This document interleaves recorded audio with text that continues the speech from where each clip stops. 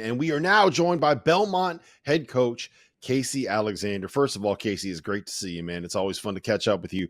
Second of all, I think that you have the single best story in college basketball on your roster in Tyler Lundblade.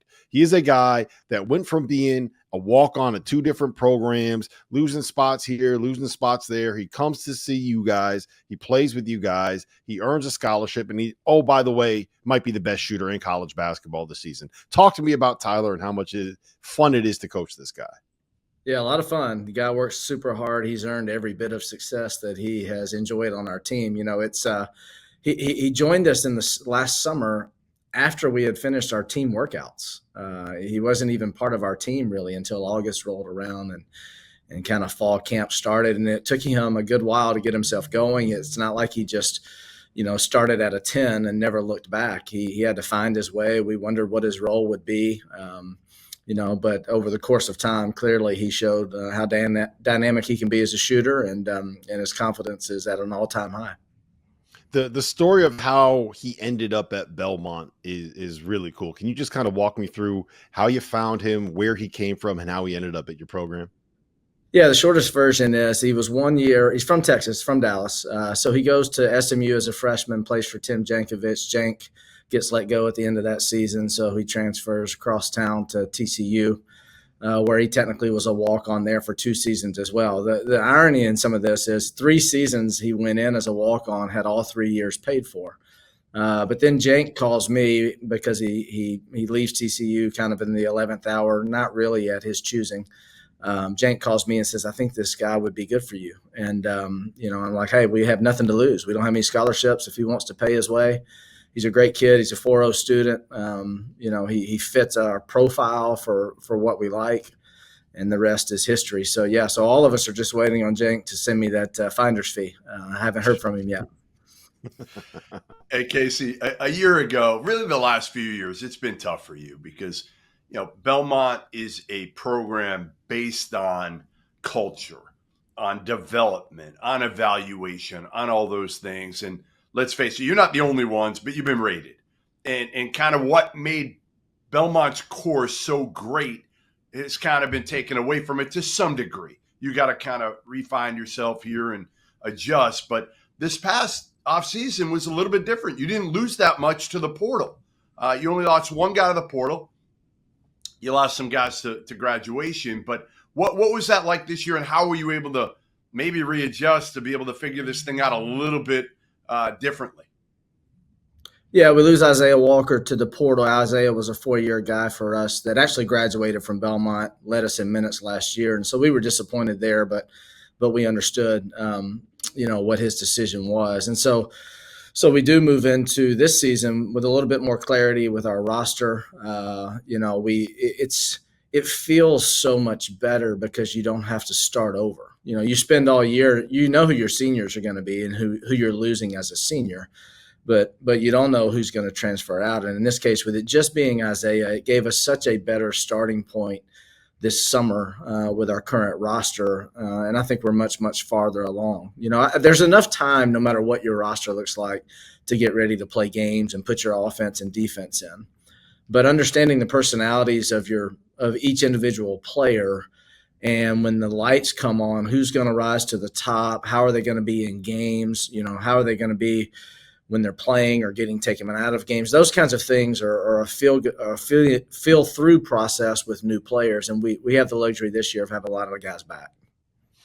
Casey, everybody loves putting together these like breakout players lists, right? And the way that you kind of go through that process is, for me at least, go and look who was maybe a backup or only played a few minutes a game, but was really productive and scored a lot of points or got a lot of rebounds or made a lot of shots in those minutes that they did play. I think you got 2 of them this year, Sam Orm and Drew Charnowski, 2 guys that are redshirt sophomores that have been in the program a couple of years that I think really have a chance to take a step forward this season. What have you seen from those guys this spring and this summer, and what are you expecting out of them this year?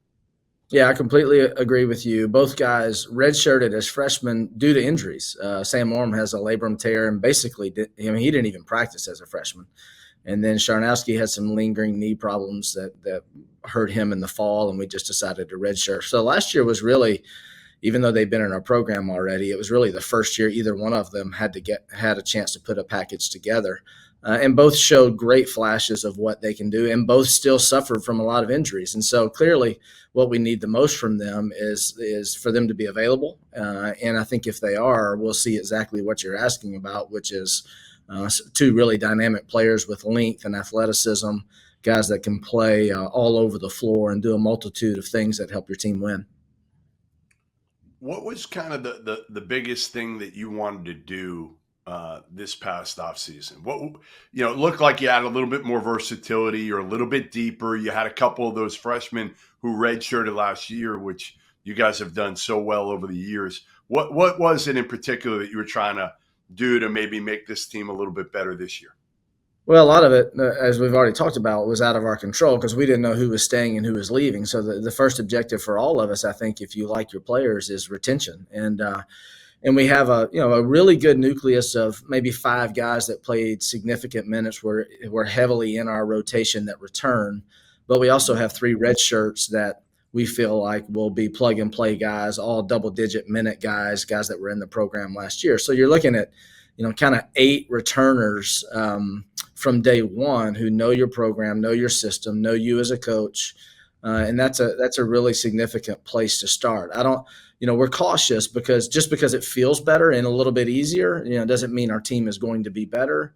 But I am cautiously optimistic because I like the talent of our group. I like the versatility of our group, as you mentioned, and I think we've got a chance to be the best Belmont team that the Valley has seen so far. So you mentioned cautiously optimistic. I think the consistency of Belmont should tell you why you should be cautiously optimistic. And I got a stat for you here. All right. My producer is sending this to me. There are 3 teams that over the course of the last 15 seasons have won at least 20 games in all 15 seasons. Do you know who those 3 teams are? Belmont, Kansas, Oregon, maybe. No, Gonzaga and Oregon, maybe. Yep. How did you get that? Hey, because we have to recruit these young men and tell them how good we are all the time. That's right. That's one of the first things that comes out of Casey's mouth when he's recruiting. Come on. That's right. I've got it I got a bumper sticker right now on my car. Well, what does it mean and what does it say about Belmont that you can put that stat out there and you guys are in the same conversation as the Gonzagas and the Oregons of the world?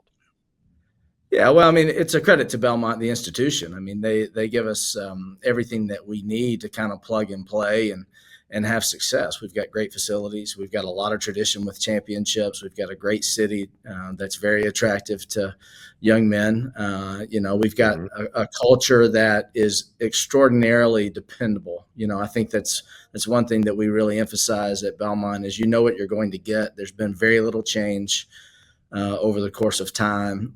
We've got 3 former players on our staff, myself, who graduated in the 90s, Karan Johnson, who graduated in 2013, Luke Smith, who graduated in 2022. And we tell everybody that, even though the names have changed and the leagues have changed and the players are definitely better than they ever have been, Belmont's still Belmont, and you can believe in what you're looking at. And that's been a real key for our success. All right, Casey, last year you told a great story. As you know, I'm a big-time practical joker. Well, Rob knows that as well. You told a hell of a story back in the day when you got one of your teammates at like 3 a.m. when he went to the bathroom. You went into his bed and scared the living you-know-what out of him when he got back into bed after going to the bathroom. Have you gotten anybody in the last year? And would you go after Brian Ayers, your assistant, at all? Or is he too intimidating for you to do, and you're scared of the repercussions? Have I got anybody in the last year? Yes. It's probably been less than 24 hours since I've gotten somebody, even if it's in my own home. But, I'm a child at heart, and so I will maintain that goofiness as long as I still have a job and my key still works to the front door. But Brian Ayers is old, and the geriatric nature of his existence, I worry significantly about what could happen if I expose So that. you can only go, wait, so are you saying you can only go like under a certain age, or is it just Ayers? Yeah, women are off limits, first of all. I'll try to make that really clear. And then age is a little worrisome at times. I do not, the liability that's involved in scaring old people, not good. Well, that's good news for Jeff. That means you're not going to have to scare him. He's pushing I knew 60 that was these days, coming. Casey. All right. I'm just Another guy I wanted to ask. it means, so.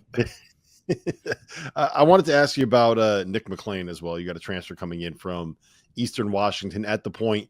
I think it's always hard with the point guard transfer because there's so much reliance on, the coach on the floor and all those kind of archetypes of what you look for out of a point guard. How has his adjustment been to your program? It's been good. He's an old guy. He's one of the few kind of COVID sixth-year guys still hanging around.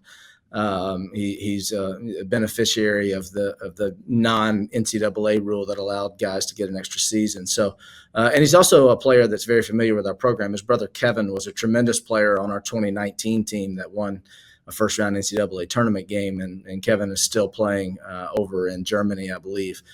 So he's a guy that loves what Belmont's about. It was a pretty easy recruiting process when he went into the portal. He's got really good size, which is great for our league. As you guys know, it's a tough physical league, and so having a guard with that kind of size will be really important to us. I would say that position on the floor, the point guard spot, we have a lot of guys that can play it, but the unknown of how that is going to shake out as far as minutes and production and impact is today our biggest question mark. I'm not concerned that it'll that we'll have what we need. I'm just not exactly sure, what it's going to look like. Casey, who's been the biggest surprise of the offseason? Is there somebody that has made a significant jump? And, sometimes and I know you guys are able to work with them through the offseason a little bit more. So like years ago, you couldn't do as much, so you'd be more surprised. But is there anybody that's really stood out? Yeah, I'll go two different answers on that. One's Brigham Rogers, who's a guy that has yet to wow anybody with his numbers or performance, but he's been so solid and so impactful at just being an everyday lunch pail kind of guy. His confidence is better. I expect him to keep climbing incrementally as far as his impact on our team, and I would never want to overlook that kind of contribution. And then the other side, I mentioned the three red shirts that we have. I think all three of them will step in as freshmen and play significant minutes. But Bez Jenkins and Owen Dillon have, they're probably in a starting lineup category, at least in the top 6-7, I would say. All right, last one I got for you, Casey, is I was scrolling through your roster, and there was a name on there I didn't necessarily recognize. It's Bryce Bradley. Talk to me a little bit about who Bryce is and his association with your program. I'm so glad you asked. Bryce is a team impact roster member for us. Bryce has cerebral palsy and has been with our team for 4 or 5 years and has been a great addition. It's the classic. He gives us a whole lot more than we give him, but it's awesome to have he and his dad Adam and his mom Mary Beth, his brother Ben. They're around practices and games a lot. Very much an incremental part of what we're doing. We're very proud and pleased to be able to make a positive impact on his life, and that's what Team Impact is all about. All right. Well, Casey, it's great to see you, man. Thanks for jumping on. This is Missouri Valley Media Day here on the Field of 68. We'll be back with more